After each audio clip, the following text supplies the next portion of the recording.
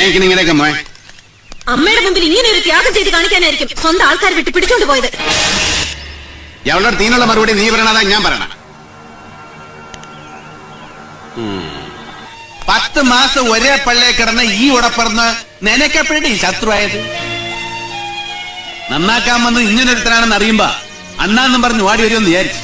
കണ്ടില്ലല്ലോ എങ്ങനെ വരാനൊക്കെ ഉണ്ട്. ആനീഷ് മട്ടിലും മാനേറ് കെട്ടിടങ്ങൾ കെട്ടിപ്പൊക്കാനുള്ള പരകം പാച്ചിലല്ലേ. അതിന്റെ ഇടയിൽ എന്തരെണ്ണ എന്തരപ്പ എന്തായാലും സ്വന്തം ചോരകൾ ഇല്ലോള സ്നേഹം പെറ്റമ്മേരെടുത്തും ചോദിച്ചു വാങ്ങിക്കാൻ പറ്റാതെ പോയതിനോട് ഞാൻ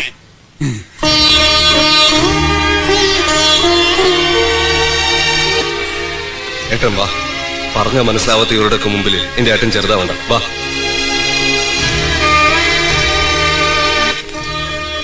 നിനക്ക് പകരമായിട്ട് കാലിച്ചന്താന്ന് എടുത്ത് വളർത്തിയാണ് ഞാൻ യവനെ.